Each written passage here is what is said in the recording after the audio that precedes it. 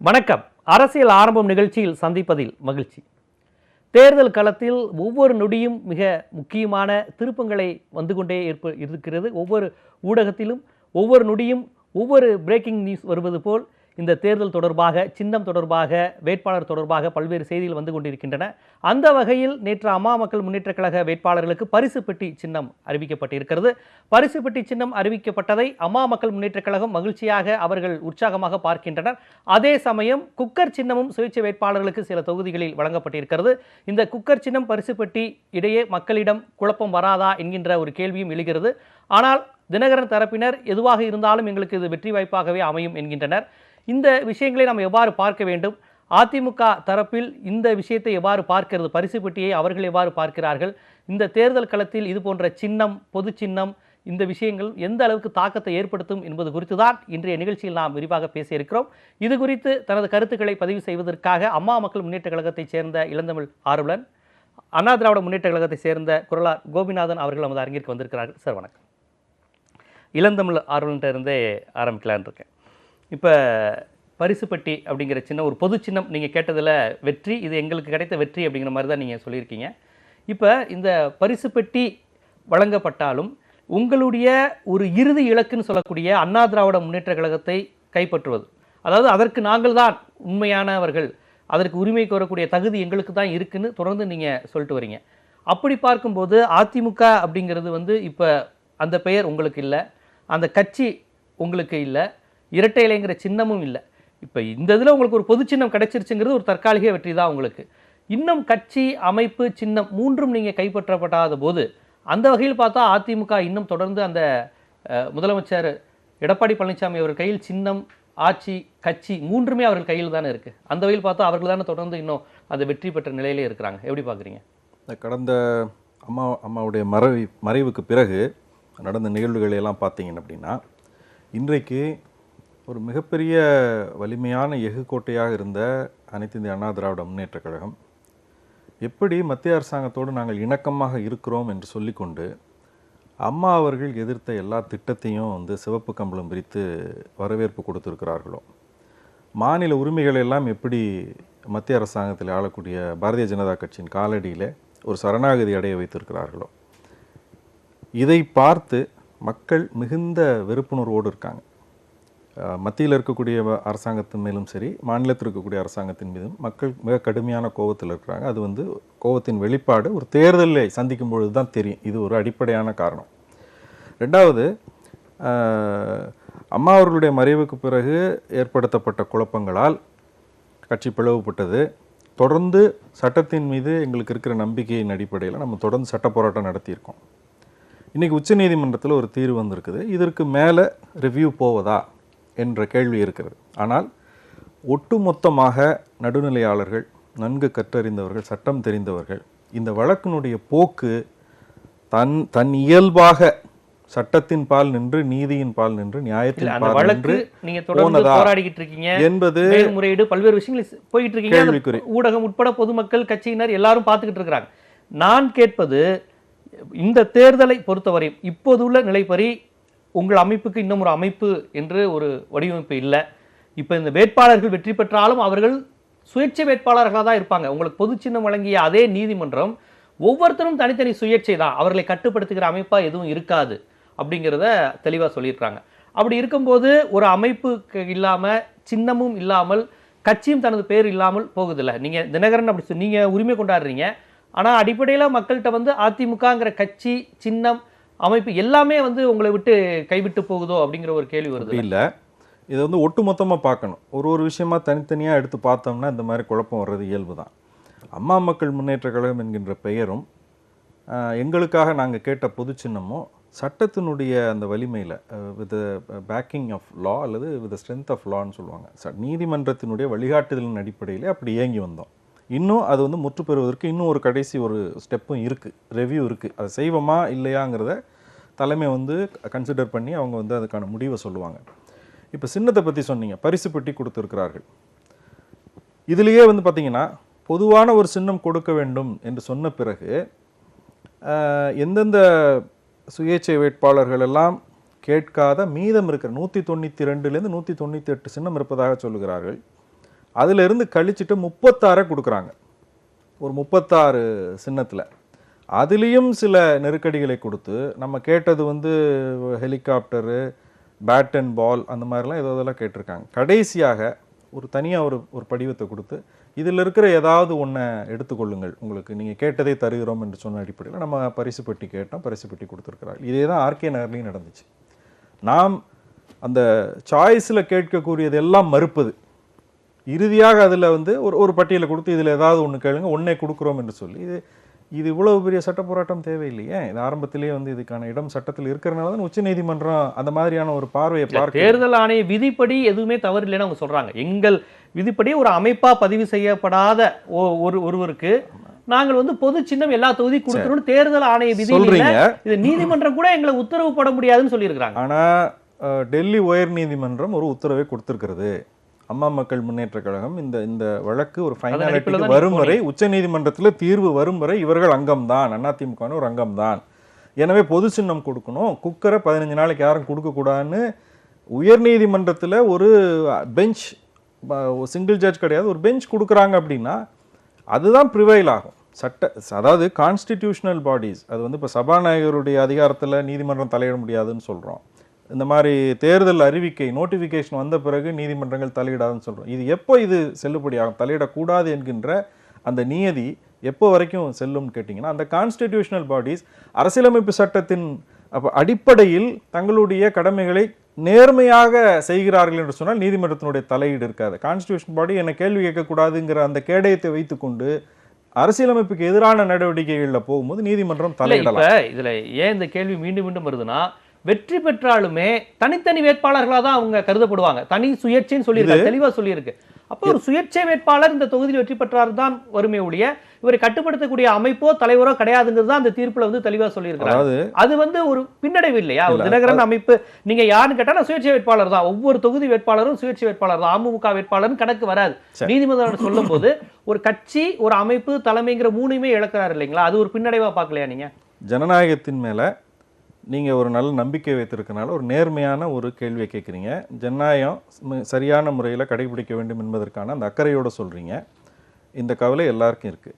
ஆனால் நான் சொல்ல வருவது என்னவென்று கேட்டால், அம்மா மக்கள் முன்னேற்ற கழகத்திற்கு, மக்கள் செல்வர் டிடிவி தினகரன் அவர்களுக்கு எத்தனையோ அரசியல் நெருக்கடிகளை, அரசியலில் என்னென்னலாம் செய்வார்களோ அதையெல்லாம் கொஞ்சம் கூட கூச்ச நாச்சம் இல்லாமல் வெட்ட வெளிச்சமாக ஒரு ஆணவத்தோடு, ஒரு பாசிச மனப்பான்மையோடு, அரசியலமைப்பு சட்டமாக இருக்கட்டும், தேர்தல் ஆணையமாக இருக்கட்டும், ஊடகங்களுக்கான நெருக்கடியாக இருக்கட்டும், நீதித்துறையில் தலையீடாக இருக்கட்டும், எல்லாத்தையும் பாரதிய ஜனதா கட்சி செய்தது, இந்த அரசாங்கம் செய்தது. ஆனால் அதை மீறி நாங்கள் சட்டப்பூர்வமாக மிக ஒரு வலிமையான ஒரு ஆணித்தரமான வெற்றிகளை தான் தொடர்ந்து பெற்றுக்கொண்டு வருகிறோம். ஒன்று. இரண்டாவது, இப்படியெல்லாம் இந்த அமைப்புகளையெல்லாம் இவர்கள் சேதப்படுத்தி சாதிக்க நினைக்கக்கூடிய விஷயம், இவரை ஒடுக்க வேண்டும் என்று. அந்த விஷயம் எதுவுமே நடக்கலை. நான் தான் சொன்னேன், ஆணித்தரமாக நாங்கள் வெற்றியை நிலைநாட்டி வருகிறோம்.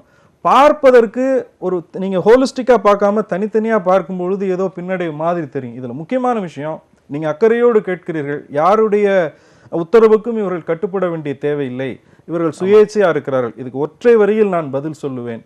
சோடை போகிறவர்கள், சோரம் போகிறவர்கள் இங்கே வேட்பாளர்களாக நிறுத்தப்படவில்லை. இருப்பாங்க. ஒரு அமைப்புல வந்து 100 விழுக்காடு வந்து ஆரம்பத்துல 21% முடிச்சுக்கிறேன், 18 மாறினாங்க. அதுக்கு தான் நான் பதில் சொல்றேன். 18 19 ஆகி 18 ஆச்சு, அதையும் பார்த்தோம். அதான் சொல்றேன் நான். சரி, ஒரு இயக்கம், ஒரு அமைப்பு அல்லது ஒரு மனுஷனுடைய உடம்புனாலும் 100 விழுக்காடு பெர்ஃபெக்டா இருக்காது. ஒரு நகை செய்யணும்னா சேதாரம் இருக்கத்தான் செய்யும். அரசியல் கட்சி என்பது ஒரு சமுத்திரத்தை போல, வெற்றி பெற்றாலும் எல்லாம் வந்து உள்ள சேர்ந்தாலும் கழிவு இருக்கதான் செய்யும். கழிசடைகளை பற்றி கவலை இல்லை. இந்த 59 வேட்பாளர்களும் சொக்க தங்கங்கள், எந்த உரைகளில் இட்டு பார்த்தாலும் மாற்று குறையாதவர்கள், விசுவாசம் மிக்கவர்கள். உங்களுடைய ஐயத்திற்கு அது நடக்குமா என்கின்ற கேள்விக்கு இடமில்லாத வகையில அம்மா மக்கள் முன்னேற்ற கழகத்தினுடைய வேட்பாளர்கள், பரிசு பெட்டியில் நிற்கிற வேட்பாளர்கள் இருப்பார்கள். அதில் எந்த மாற்று கருத்தும் இல்லை. குரலாற்ற பதில் பெறணுவதுக்கு நான், அதாவது இப்போ நீங்கள் இப்போ தினகரனுக்கு குக்கர் சின்னம் தான் கொடுக்கணும் அப்படின்னு தேர்தல் ஆணையத்துக்கு ஒன்றும் இது கிடையாது, அப்படி ஒன்றும் பெரிய நீதி கிடையாது, ஒன்றும் விதிகளை மீறி ஒன்றும் தினகரன் விஷயத்தில் தேர்தல் ஆணையம் நடைபெறவில்லை என்பதுதான் நீதிமன்றத்தில் தேர்தல் ஆணையம் வைத்த வாதம்.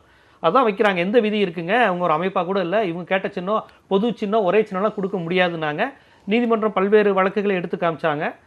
அதன் அடிப்படையில் தான் கொடுத்தாங்க. ஒரு பொது சின்னம் கொடுங்க, ஆனால் அவங்க சுயேட்சையாக தான் இருப்பாங்க அப்படிங்கிற மாதிரி நீதிமன்றம் கொடுத்தது எல்லாருக்கும் தெரியும். ஆனால் குக்கர் சின்னத்தை சுயேட்சை வேட்பாளர்களுக்கு ஒதுக்கி இருப்பதன் மூலமாக தேர்தல் ஆணையம் இதுவரை பாரபட்சமாக செயல்படவில்லை. அவர்கள் பார்வையிலிருந்து பார்க்க வேணாம், அவர்கள் முழுக்க பிஜேபியினுடைய ஒரு அமைப்பாகவே செயல்படுதுங்கிறாங்க.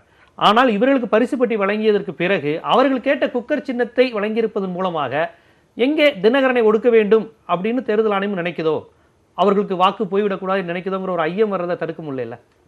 அதாவது இன்றைய காலகட்டத்தினுடைய பிரச்சனையே என்ன என்று சொன்னால், சட்டம் அடிப்படையாக தெரியாதவர்களும் இந்த அரசியல் சாசன சட்டத்தின்படி அமைக்கப்பட்ட அமைப்புகள் மீது நம்பிக்கை இல்லாதவர்களும் போகிற போக்கில் எதை வேண்டுமானாலும் சொல்லிவிட்டு போகலாம். ஆனால் நம்முடைய சட்டங்களை இது சரியானதா இல்லையா என்று தீர்மானிக்க வேண்டியது உச்சநீதிமன்றம் தான். நீங்கள் எத்தனை நீதிமன்றங்கள் எத்தனை தீர்ப்புகள் வழங்கினாலும் இறுதியாக இது சரியான தீர்ப்பு என்று தீர்மானிக்க வேண்டியது உச்சநீதிமன்றம். அதுதான் நம்மளுடைய அரசியல் சாசன சட்டத்தின்படி கொடுக்கப்பட்டிருக்கிற அமைப்பு. அந்த உச்சநீதிமன்றம் என்ன சொல்லுகிறது என்று தான் நீங்கள் பார்க்கணும். அப்படி பார்க்கணும். அதனால தான் நீங்கள் ஹைகோர்ட்டுக்கும் சுப்ரீம் கோர்ட்டுக்கும் இன்ஹரண்ட் பவர், தன்னிச்சையான ஒரு சக்தியையும் அவங்களுக்கு கொடுத்துருக்காங்க. ஸோ அவங்க பார்க்குற பொழுது இந்த அமைப்பு பதிவு செய்யப்படாத ஒரு அமைப்பு. அப்படி பதிவு செய்யப்படாத அமைப்புக்கு ஒரு சின்னத்தை ஒதுக்கலாமா, அதற்கு சட்டத்தில் இடம் இருக்கிறதா என்றது தான் தேர்தல் ஆணையத்தை கேட்குறாங்க. அப்போ தேர்தல் ஆணையம் என்ன சொல்கிறது என்றால், இது பதிவு செய்யப்படாத அமைப்பு, அதற்கு அவர்கள் ஒரு சின்னத்தை கேட்பதற்கு அவர்களுக்கு உரிமை கிடையாது, அதனால இந்த சின்னத்தை தான் ஒதுக்க வேண்டும் என்று அவர்கள் தேர்தல் ஆணைய விதிப்படி அது செயல்பட்டிருக்காங்க. அதான் வாதம் வச்சிருக்காங்க. ஆனால் அவர்கள் என்ன சொல்றது, எங்களுடைய சின்னம் என்று பெரிய அளவில் விளம்பரப்படுத்தி எங்களுடைய அடையாளம் குக்கர் தான் சொன்ன ஒரு சின்னத்தை அவர்கள் பரிசு போட்டியில் நிற்கிற அதே தொகுதியில ஒரு பிரபலம் இல்லாத ஒரு சுயேட்சை வேட்பாளருக்கும் ஒதுக்குவதன் அது அவருடைய தவறு. அதுதான் அவங்க சட்டம் சொல்லுது. என்னன்னா, நீங்க அதற்கு இந்த சின்னம் உள்நோக்கம் இருக்கிறதா பார்க்கல. உள்நோக்கம் நிச்சயமாக இருக்க முடியாது. கேட்ட சின்னத்தை வேண்டும் என்று அவர்களுக்கு தேர்தல் ஆணையத்தை பொறுத்த வரைக்கும் அவர்கள் சேனம் கட்டிய குதிரை மாதிரி தான் இருப்பாங்க. அவங்க சட்டத்தை தான் பார்ப்பாங்க. அதனுடைய விதிகள் அதை அனுமதிக்கிறதா சட்டம் தேவை அப்படிங்கிற அந்த இன்டர்பிரேஷன் நீதிமன்றத்தில் பண்ணுவாங்க. அதுக்காக தான் நீங்க பொது சின்னத்தை நீங்க அவங்களுக்கு காமனா ஒரு சின்னத்தை கொடுங்கன்னு சொல்லியிருக்காங்க. இவருடைய வாதமே தேர்தல் ஆணையம் என்ன சொல்கிறது என்றால், இது பதிவு செய்யப்படாத ஒரு அமைப்பு, அந்த அமைப்புக்கு ஒரு குறிப்பிட்ட ஒரு சின்னத்தை கேட்பதற்கான உரிமை கிடையாது, அது சட்டத்தில் கொடுக்கப்படலை, அதனால் அவர்கள் கேட்கிற குக்கர் சின்னத்தை நாங்கள் கொடுக்க முடியாது அப்படின்னு ஒரு வாதத்தை வைக்கிறாங்க. ஆனால் ஒரு சமதளம்ங்கிறது ரொம்ப முக்கியம் இல்லை சார். அதாவது எங்களுக்கு பாரம்பரியமான சின்னம் அவங்க கேட்டாங்க, அவங்களுக்கு கிடைக்கல, குறைந்தபட்சம் அவர்கள் இன்று வெற்றி பெற்ற சின்னமும் கிடைக்கல, இன்னொரு சின்னம் கிடைக்குது, ஆனால் அவர்கள் பிரபலப்படுத்திய ஒரு சின்னத்தை சுயேட்சை வேட்பாளருக்கு தருவோம் அப்படிங்கிறப்ப அந்த சமதள போட்டி அப்படிங்கிறது இவங்களை மட்டும் கொஞ்சம் கூடுதலான போட்டியா நெருக்கடி இருக்கு அப்படிங்கிற மாதிரியான ஒரு தோற்றம் வருதா இல்லையா? இல்லை, அப்படி அவர்கள் பார்ப்பதில்லை. அவங்க பார்ப்பது என்ன, அதான் நான் சொல்கிறேன் திரும்பவும் என்னென்னா, சட்டம் என்ன சொல்லுகிறதோ அதன்படி தான் அவங்க தேர்தல் ஆணையம். நீங்கள் தேர்தல் ஆணையத்தில் நீங்கள் போட்டின்னு இருக்கு, நான் ஒரு பாப்புலரான ஒரு வேட்பாளர் இருக்கார், அவர் நாமினேஷன் ஃபைல் பண்ணணும், 28ஆம் தேதி லாஸ்ட் டேட்டு, அவர் மக்களால் எல்லாராலுமே ஆதரிக்கப்படுகிறவர்ன்றே வைத்துக்கொள்ளுங்க. அவர் 28ஆம் தேதி நாமினேஷன் ஃபைல் பண்ணல, ஆனால் எனக்கு நான் நிறையா பேர் சப்போர்ட் பண்ணுறாங்க, அவங்களுடைய கையெழுத்தெல்லாம் வாங்கி கொண்டாந்து கொடுக்குறேன், அதனால் என்னை அனுமதிங்கன்னு 29ஆம் தேதி போய் கொடுத்தா ஏற்றுக்குவாங்களா? எல்லாவற்றுக்குமே ஒரு வரையறை இருக்கிறது. அந்த வரையறைப்படி நீங்கள் நடக்கிறீர்களா என்பது தான் பேச்சு. அப்போ அந்த பொதுவான மக்களுக்கு இந்த பாஜக தொடர்ந்து தினகரன் எதிர்ப்பு மனநிலையில் இருக்கிறாங்க, தேர்தல் ஆணையம் திட்டமிட்டு வஞ்சிக்குது, அவர் கேட்ட சின்னம் கிடைக்கல, கிடைச்ச சின்னத்துக்கும் போட்டியா இன்னொரு சில சின்னங்களை உருவாக்குறாங்க, அது அதிமுக பாஜக கூட்டணியோடு தொடர்புபடுத்தி பேசுற விமர்சனங்களை நீங்க எப்படி பாக்குறீங்க?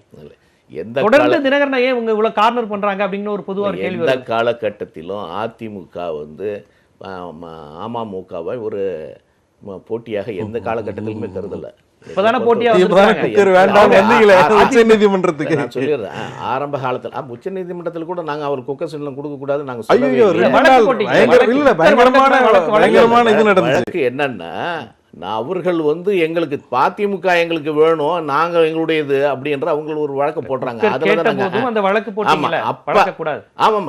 இரட்டலைக்கு வழக்கு போட்டதை புரிஞ்சுக்க முடியாது, குக்கரும் கிடைக்க கூடாது அப்படின்னு வழக்கு போட்டப்பதான் தொடர்ந்து ஒரு நெருக்கடி வருதோ ஆமா. அப்படிங்கிற ஒரு ஆமா, அந்த சந்தேகம். இன்ட்ரீம் ஆர்டர் மேல தான் இவங்க மேல சுப்ரீம் கோர்ட் இவர்கள் போனாங்க. போட்டதுல எங்களுடைய கவுண்டர் அதுதானே தவிர நாங்க ஒண்ணும் தனியாக ஒரு வழக்கு போடல. அந்த வழக்குல ஆனா, அது ஒரு தனியான வழக்கு இல்ல. அதனால ஒரு தவறான ஒரு செய்தியை சொல்லிட்டு இல்ல, இருக்காங்க. இல்ல, இவங்களுக்கு குக்கர் கிடைக்க கூடாதுன்னு அதிமுக ஏதோ வழக்கு போட்டதாகவும் அந்த வழக்கின் பேர்ல இந்த வழக்கு தீர்ப்பு போட்டதா இல்லைங்க, சொல்லல. ரேகா ஆனா வழக்கு பள்ளி கிடைக்கிறதுக்கு ஆர்டருக்கு நீங்க மேல சொன்ன மாதிரி கவுண்டர் ஃபைல் பண்ணதும் அதானே சார் அர்த்தம்? ஆமா, ஏன், இல்ல, இல்லைங்க, வழக்கு இங்க பாருங்க, ஒரு போட்டதுல clarity. எங்களுக்கு என்ன பொறுத்த வரைக்கும் எங்களை கேட்குறாங்க வாட்டர் உங்களுடைய இது தேர்தல் ஆணையம் இதை சொல்லி இருக்கிறது என்று தான் நாங்கள் சொல்றோம். அவங்களுக்கு குக்கர் சின்னம் கொடுத்தா என்ன கொடுக்காட்டி எங்களுக்கு அதை பற்றி கவலையும் கிடையாது. நாங்கள் அது ஒரு பொருட்டாகவும் நாங்கள் நினைக்கல. எந்த காலகட்டத்திலுமே அவங்களை நாங்கள் போட்டியாகவும் கருதவில்லை. வேணா அவர்களுக்கு போட்டி வந்து மக்கள் நீதி மயமாக இருக்கலாமே தவிர அதிமுகவாக இருக்க முடியாது. அதிமுகவுக்கும் திராவிட முன்னேற்ற கழகம் தான் இன்றைக்கு நீங்க சின்னத்தை களத்துல வச்சு சொல்றீங்க. எல்லா நீங்க எல்லாம் காலகட்டத்திலும் சுயேட்சை சின்னம். இல்ல இல்ல அதனால உங்களுக்கு நாம் சின்னம் தமிழர், மட்டுமல்ல. மக்கள் நீதி மையம் போன்ற கட்சிகள் தான் சின்னமன்றல போட்டிக்கிறீங்க. மக்களை வைத்து தான் நாங்கள் பேசுகிறோம். அப்படி பார்க்கிற பொழுது அவங்க எங்களுக்கு ஒரு போட்டியாக நாங்கள் கருதல. அதே மாதிரி நாங்கள் எந்த காலகட்டத்தில் அவங்க எதை வேணாலும் வாங்கிட்டு போகலாம். ஆனால் மக்கள் என்ன தீர்மானிக்கிறார்கள் என்பது தான் முக்கியம். அதை நீங்கள் இன்றைக்கி சொல்கிறாங்க பிஜேபி வந்து எங்களை எல்லா காலகட்டத்திலையுமே எங்களை அமுக்க பார்த்தாங்க. நீங்கள் பிஜேபியிட்ட எவ்வளவு சரண்டர் ஆக வேண்டுமோ அத்தனை முறைகளின் முயற்சிகள் தான் செய்துவிட்டு அவர்கள் உங்களை ஏற்கவில்லை ஆனா அந்த என்ற முயற்சியில பிறகுதான் அதிமுக தான் வெற்றி இல்ல பெறல. அந்த ஏற்கவில்லை என்று சொல்லி தான் நீங்க அந்த மாதிரி நீங்க என்ன பாஜகவோட எல்லாரும் நீங்க சமரசமா இருக்க முயன்றீங்க. ஆனா அவங்க ஏற்றுக்கொள்ளல. எந்த பாஜக காலகட்டத்திலையும் அந்த மாதிரியான முயற்சிகள் எடுத்து நாங்க எதிர்த்து போராடி இருக்கிறோங்க. எல்லா காலகட்டத்திலும் நாங்கள் 29 நாள் நாம் பாராளுமன்றத்தையும் முடக்கி இருக்கிறோம். அது என்ன அதனால- ரிசல்ட் கொடுத்துச்சு? அதனால எந்த காலகட்டத்தில் நாங்கள் பிஜேபிக்கு சரண்டர் ஆனதில்லை. அவங்க என்ன சரண்டர் ஆனாங்க, நீங்கள் கேட்காமலே ஜனாதிபதிக்கு நீங்கள் ஆதரவு கொடுத்தீங்க. அவங்க கேட்கல. நீங்க அவர் கேட்காமலே துணை ஜனாதிபதிக்கு ஆதரவு கொடுத்தீங்க. என்ன அந்த முயற்சி, எம்பிக்கள் என்ன- எங்க இருக்காங்க இப்போ? எல்லாருமே- அந்த எம்எல்ஏக்கள் எங்க எல்லாருமே இல்ல. இருக்காங்க? அவர்கள் எங்களை கேட்டார்கள், நாங்க ஆதரவு கொடுத்தோம். ஆனா நீங்க கேட்காமலே ஆதரவு கொடுக்கிறேன் நீங்க கேட்காம என்று நீங்க சொன்னீங்க. சொல்றீங்க. இல்ல சார், ஆதரவு கொடுக்கறதுல சார் கேட்டு கேட்காம நீங்க பொதுவா அதிமுகவில் இருந்து அந்த 3 முகாமும் ஆதரவு கொடுத்தீங்க. அப்பதான் ஏங்க, ஒண்ணே ஒண்ணு தெரிஞ்சுங்க. அதாவது யார் சரண்டர் ஆகிறதாக எப்படி நீங்க மக்கள் பார்ப்பார்கள்? நீங்க ஒண்ணு என்கிட்ட கேட்குறீங்க, சார் எனக்கு இந்த எனக்கு ஆதரவு கொடுங்க அப்படின்னு சொல்லி. அப்போ நான் உங்களுக்கு ஆதரவு கொடுத்தேன்னா அதில் ரெசிப்ரோக்கல் இருக்கும். ஆனால் சரண்டர் ஆகிறவன் என்னன்னு சொன்னால், நான் நீங்கள் கேட்கவே தேவையில்லை, ஐயா நான் உன் காலில் விழுந்துடுறேன், நான் உன்னை ஆதரிக்கிறேன், என்னை எப்படியாவது காப்பாத்து என்கிற என்ன எண்ணம் சொல்றாரு? தான். யாருக்கு பொருந்துன்னு தெரியல. அப்படிதான். ஏன்னா, தம்பித்துரை திராவிட கட்சிகளை அழிக்க பாக்குறது பாஜகன்னு சொன்னாங்க. ஆனா அந்த பாஜகவோடையும் அதிமுக கூட்டணி இருக்கு. ஏங்க, எந்த காலகட்டத்திலையுமே நாங்கள் எங்களுடைய உரிமையை நாங்கள் எந்த காலத்துல எங்களுடைய உரிமையை விட்டு கொடுத்தது கிடையாது. எங்களுடைய உரிமை, தமிழர்களுடைய உரிமைக்காக நாங்கள் பாஜகவை எதிர்த்து போராடி இருக்கிறோம். எங்களுடைய பாராளுமன்றத்தில் குரல் கொடுத்திருக்கிறோம். அவங்களுடைய இணக்கமாக நான் அதை சொல்லி முடிச்சிடுறேன். அதுக்கப்புறம் இந்த இரட்டை இலைங்கிற வலிமையான சின்னம், இந்த விஷயங்கள், போட்டியா நிக்கிற சுயேட்சை குக்கர் சின்னம் போன்ற இவ்வளவு விஷயங்களையும் தாண்டி தினகரனுடைய வெற்றி என்பது எப்படி இருக்குன்னு பாக்குறீங்க? ஏன்னா எப்படி இருந்தாலும் அதிமுக வாக்காளருக்கு ரெட்டலை இருக்கு, சுயேட்சை வேட்பாளர்களாக பார்த்த அவர்களுக்கும் குக்கருங்கிற ஒரு பாரம்பரியம் இருக்கு. இதையெல்லாம் தாண்டி நீங்கள் அந்த சின்னத்தையும் வெற்றியும் ஈட்ட முடியும்னு நினைக்கிறீங்களா? ஆர்கே நகர் வெற்றியை சொன்னோம்னா ஆளாளுக்கு இஷ்டத்துக்கு பேசுவாங்க, பல்வேறு குற்றச்சாட்டுகளை வைப்பாங்க. நான் என்ன கேட்கிறேன், அது ஒரே ஒரு அதான் எக்ஸாக்ட்லி ஒரே தொகுதியில ஒட்டுமொத்த அமைச்சரவையும் உட்கார்ந்து ரெட்டையிலையும் வைத்துக்கொண்டு எதிர்த்து நின்ன எல்லாரும் பெற்ற வாக்குகளை விட அதிகமாக பெற்று 40,707 வாக்குகள் வித்தியாசத்தில் வெற்றி பெறுறாரு. பிரதான எதிர்க்கட்சி திமுக வந்து டெபாசிட் இழக்குது. இவ்வளவு பேரும் சேர்ந்து பண்ண முடியாது. இதுக்கு என்ன காரணம்? நாங்கள் வந்து ஆர்கே நகர் சிங்கப்பூரா மாத்திரோம்னு சொல்லலை. இங்க எங்களால ஒண்ணும் செய்ய முடியாது, எனக்கு ஓட்டு போட்டா இந்த கொச்சையா பேசுனீங்கன்னா அப்புறம் நாங்க நீங்க காலில் விழுந்ததை பேசுவோம்.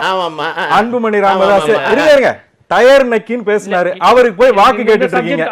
11 வருஷம் டயர் நக்கி மானங்கெட்ட ஈனங்கெட்ட அதிமுக 37 MP என்ன செஞ்சாங்கன்னு பிரேமலதா விஜயகாந்த் கேக்குறாங்க. இந்த மாதிரி பக்கமே இந்த கார்டன் பக்கமே வரக்கூடாதுன்னு சொன்னாங்க. அவர்ல நீங்க பாஜக இல்ல, நீங்க அம்மாவை பத்தி பேசுறதுக்கு உங்களுக்கு என்ன அருகதை இருக்கிறது?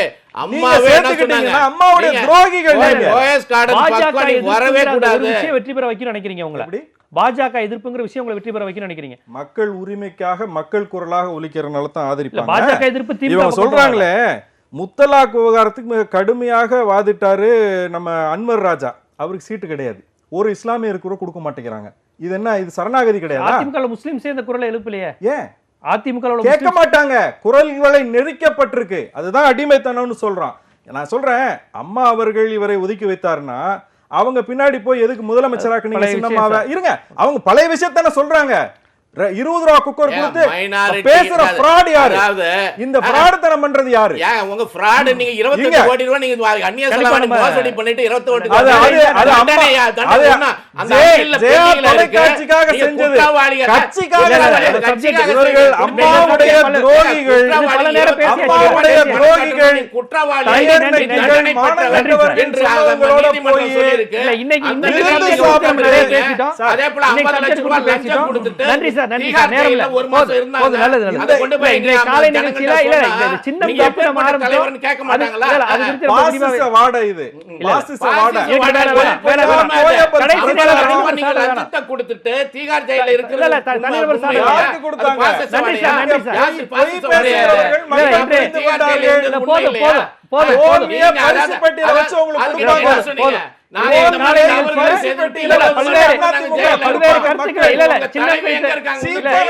சின்னம் குறித்தும் பல்வேறு கருத்துக்களை நீங்க பதிவு செஞ்சீங்க. போதும், தனிநபர் சாடல் வேணாம். போதும், முடிச்சிடலாம். நன்றி சார்.